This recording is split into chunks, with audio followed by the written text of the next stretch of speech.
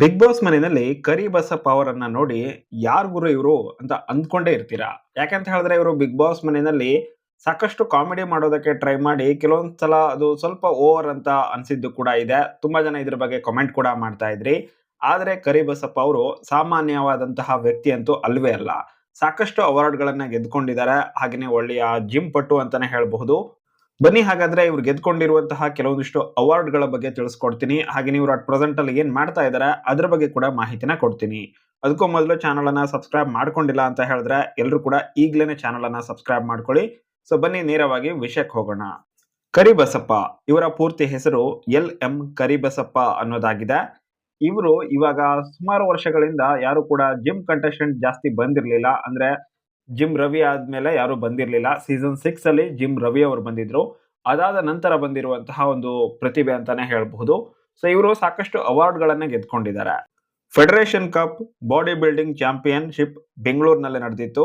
So ಇದರಲ್ಲಿ ಇವರು most out standing contestant ಆಗಿ ಹೊರಹೊಮ್ಮಿದ್ದಷ್ಟೇ ಅಲ್ಲದೆ ಸತತ 2 ವರ್ಷಗಳ ಕಾಲ ಇವರು ವಿನ್ನರ್ ಆಗಿ ಹೊರಹೊಮ್ಮಿದ್ರು.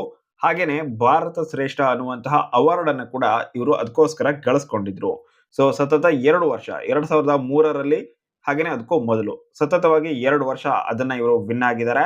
ಇದಾದ ನಂತರ ಇಂಟರ್ ನ್ಯಾಷನಲ್ ಬಾಡಿ ಬಿಲ್ಡಿಂಗ್ ನಲ್ಲಿ ಗೋಲ್ಡ್ ವಿನ್ನರ್ ಕೂಡ ಇವರೇನೆ ಆಗಿದ್ದಾರೆ. ಅದು 2004ರಲ್ಲಿ.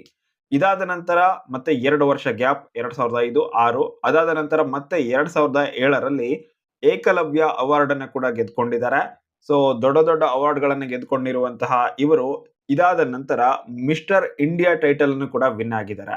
So one of the best moment ಅಂತಾನೆ ಹೇಳಬಹುದು. ಸೊ ಒಳ್ಳೆಯ ಪ್ರತಿಭೆ ಇವರು, ಒಳ್ಳೆಯ ಟ್ಯಾಲೆಂಟ್ ಕೂಡ ಇದೆ.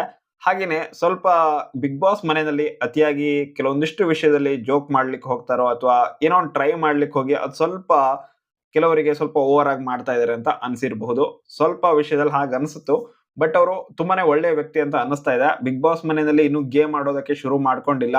ಸೊ ಕಾಮಿಡಿಯಾಗಿ ಅಟ್ ಪ್ರೆಸೆಂಟ್ ಅಲ್ಲಿ ಇದ್ದಾರೆ ಅಂತ ಹೇಳಿ ಅವರನ್ನ ಲೈಟ್ ಆಗಿ ತಗೊಳ್ಳೋದಕ್ಕಂತೂ ಸಾಧ್ಯನೇ ಇಲ್ಲ. ತುಂಬಾನೇ ಸ್ಟ್ರಾಂಗ್ ಕಂಟೆಸ್ಟೆಂಟ್ ಆಗಿ ಅವರು ಹೊರಹೊಮ್ಮುತ್ತಾರೆ ಅಂತ ನನಗಂತೂ ಅನ್ನಿಸ್ತಾ ಇದೆ. ಬಟ್ ಗೇಮ್ ಅಲ್ಲಿ ಚೆನ್ನಾಗಿ ಆಡ್ಬೇಕು. ಹಾಗೇನೆ ಒಳ್ಳೆಯ ಸ್ಟ್ರಾಟಜಿನ ಮಾಡಿದ್ರು ಅಂತ ಹೇಳಿದ್ರೆ ಒಳ್ಳೆಯ ಟ್ಯಾಲೆಂಟ್ ಕೂಡ ಇದೆ ಅವರಲ್ಲಿ. ಸೊ ಖಂಡಿತವಾಗ್ಲೂ ವಿನ್ನರ್ ಆಗಿ ಹೊರಹೊಮ್ಮುವಂತಹ ಚಾನ್ಸಸ್ ಇದೆ ಫಿಸಿಕಲ್ ಟಾಸ್ಕ್ ಗಳಲ್ಲಿ. ನೋಡೋಣ ಮುಂದೆ ಹೇಗಾಗುತ್ತೆ ಅಂತ ಹೇಳಿ. ಅಟ್ ಪ್ರೆಸೆಂಟ್ ಅಲ್ಲಿ ಅವರು ಕರ್ನಾಟಕ ಸ್ಟೇಟ್ ಪೊಲೀಸ್ ಇಲಾಖೆಯಲ್ಲಿ ಕೂಡ ಸೇವೆಯನ್ನ ಸಲ್ಲಿಸ್ತಿದ್ದಾರೆ ಅನ್ನುವಂತಹ ಒಂದು ಮಾಹಿತಿ ಇದೆ. ಪೊಲೀಸ್ ಸಿಬ್ಬಂದಿಗಳಿಗೆ ದೈಹಿಕ ತರಬೇತಿಯನ್ನ ನೀಡುವಲ್ಲಿ ಕೂಡ ಇವರು ಪಾತ್ರವನ್ನ ವಹಿಸ್ತಾರೆ ಅನ್ನುವಂತಹ ಮಾಹಿತಿ ಕೂಡ ಇದೆ. ಒಟ್ಟಾರೆಯಾಗಿ ಕರಿಬಸಪ್ಪ ಅವರು ಬಿಗ್ ಬಾಸ್ ಮನೆಯಲ್ಲಿ ಕಾಮಿಡಿ ಹಿಂದೆ ಹೋಗೋದಕ್ಕಿಂತ ತಮ್ಮ ಸ್ಟ್ರೆಂತ್ ಅನ್ನ ಎಕ್ಸ್ಪೋಸ್ ಮಾಡಿ ಹಾಗೇನೆ ಅದರಲ್ಲೇನೆ ಸ್ವಲ್ಪ ವರ್ಕ್ ಮಾಡಿ ಬಿಗ್ ಬಾಸ್ ಮನೆಯಲ್ಲಿ ಸ್ಟ್ರಾಟಜಿನ ಯೂಸ್ ಮಾಡ್ಕೊಂಡ್ರೆ ಒಳ್ಳೆಯ ಚಾನ್ಸ್ ಇದೆ ಮುಂದೆ ಹೋಗೋದಕ್ಕೆ. ಇಲ್ಲ ಅಂತ ಹೇಳಿದ್ರೆ ಕಾಂಪಿಟೇಷನ್ ಕೂಡ ಜಾಸ್ತಿ ಇರೋದ್ರಿಂದ ಕರಿಬಸಪ್ಪ ಅವರು ತಮ್ಮ ಟ್ಯಾಲೆಂಟ್ ಅನ್ನ ತೋರಿಸೋದಕ್ಕೆ ಶುರು ಮಾಡ್ಲಿ. ಹಾಗೇನೆ ಕೆಲವೊಂದಿಷ್ಟು ವಿಷಯಗಳನ್ನ ಸ್ವಲ್ಪ ಕಂಟ್ರೋಲ್ ಮಾಡ್ಕೊಂಡು ಜಾಸ್ತಿ ಅವರ ಕಂಟೆಂಟ್ ಕಡೆನೆ ಹಾಗೇನೆ ಗೆಲುವಿನ ಕಡೆನೆ ಫೋಕಸ್ ಮಾಡ್ಲಿ ಅಂತ ನಾನಂತೂ ವಿಶ್ ಮಾಡ್ತೀನಿ. ನಿಮಗೆ ಕರಿಬಸಪ್ಪ ಅವರು ಇಷ್ಟ ಆಗ್ತಾ ಇದ್ದಾರಾ ಇಲ್ವಾ ಅದನ್ನ ನೀವು ಕಾಮೆಂಟ್ ಬಾಕ್ಸ್ ಅಲ್ಲಿ ಕಮೆಂಟ್ ಮಾಡಿ. ಹಾಗೆ ವಿಡಿಯೋ ಇಷ್ಟ ಆಗಿದ್ರೆ ವಿಡಿಯೋಗೆ ಲೈಕ್ ಮಾಡಿ, ಶೇರ್ ಮಾಡಿ. Thank you.